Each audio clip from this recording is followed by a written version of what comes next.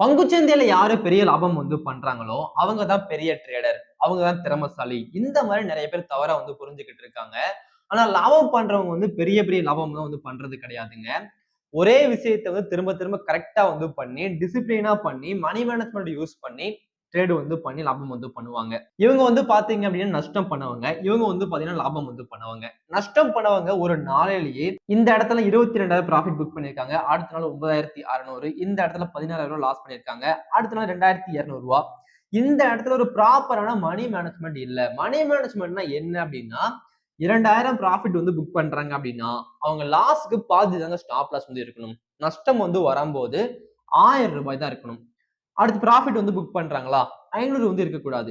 2,000 தான் இருக்கணும். ஏன்னா 1:2ல ட்ரேட் பண்றாங்க. இந்த மாதிரி தான் இருக்கணும். ஆனா டிசிப்ளினா மணி மேனேஜ்மென்ட் ஃபாலோ பண்ணி ட்ரேட் பண்ணி ரூ. 3,000 ப்ராஃபிட் பண்ணியிருக்காங்க 5 நாள்ல. ஆனா இவங்க பாக்குறீங்க அப்படின்னா ட்ரேட் பண்ணி 10,700 லாஸ்ட்ல இருக்கிறாங்க. சோ பங்கு சந்தையில பெரிதா லாபம் பண்ணணும், பெரிய பெரிய ஸ்ட்ராட்டஜி வேணும், அதெல்லாம் முக்கியம் கிடையாதுங்க. இந்த மாதிரி சின்ன சின்ன ட்ரிக்கை கரெக்டா பண்ணாதான் பெரிய ஸ்ட்ராட்டஜி பயன்படுத்தும் போதும் லாபம் வரும். இதை மனசுல வச்சுக்கோங்க.